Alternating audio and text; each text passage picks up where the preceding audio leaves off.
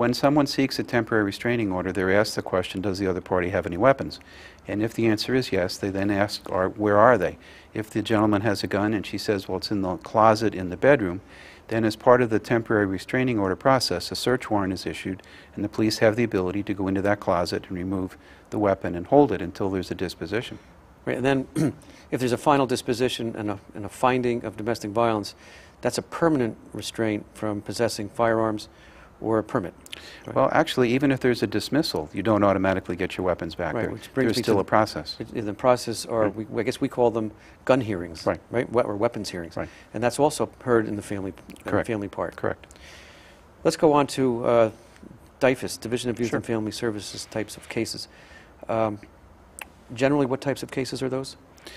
Well, DYFS gets involved in all kinds of child protective cases. The ones that actually end up coming to court are those where DYFS is seeking either care and supervision or actual custody. Care and supervision could mean the family's in stress, but the child is not in danger immediately, but they need services, so that they'll come in and provide services that are supervised by the court. A removal case is one, and we're going to talk, I know, for a minute about drug court, where, for example, we've had cases where a 2-year-old child is wandering in the streets. The neighbor calls, DYFS arrives, the police arrive, and mom's drunk, passed out, or dad in the living room. In that kind of case, it could mean that there's a removal. A child born in the hospital with a drug addiction issue, the child probably will be removed immediately from the hospital and put into a foster home.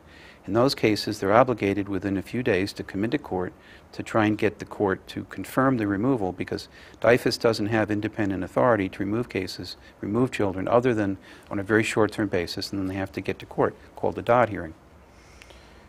And are there a lot of DYFS type of cases in Morris County and in Sussex? It varies by the county. I think Morris County, we get about 100, 120 per year. Some counties have many more, so, but we get about 100, 120 of those. Let's you talk about the drug court. I mean, Sure. that's something relatively new and somewhat exciting in the family part. It is.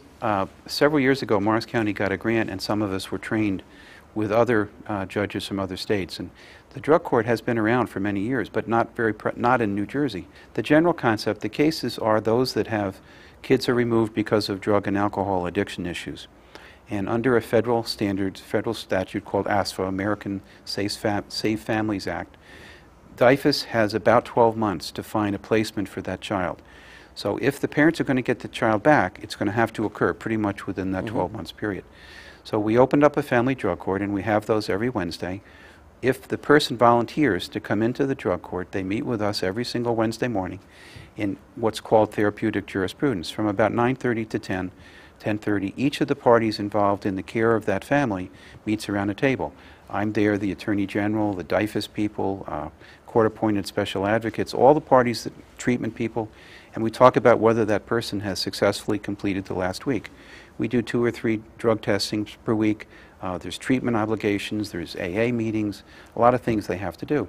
And assuming they did well, they'll get a reward that day. If they didn't do well, there'll be a sanction. And then the first 3 months, if they continue to do well with these weekly sessions, then they move to phase 2.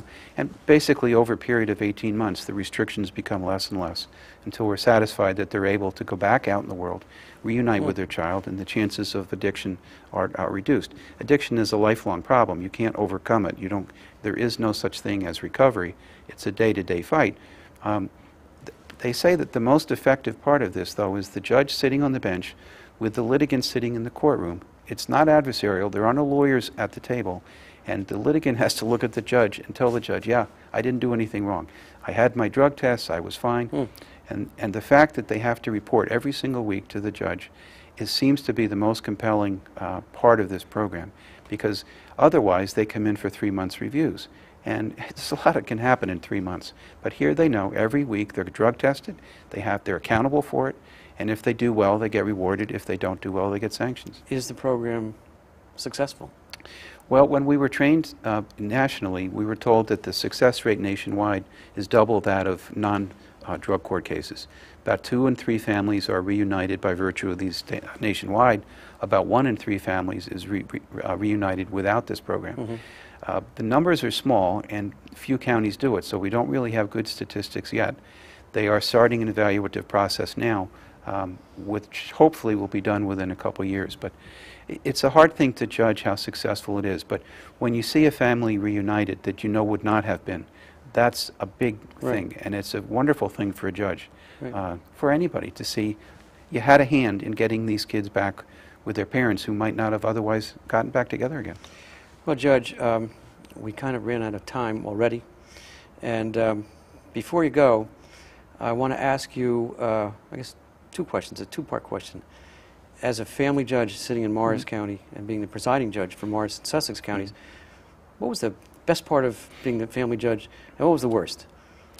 Well, I think one of the most exciting parts is that you can be creative.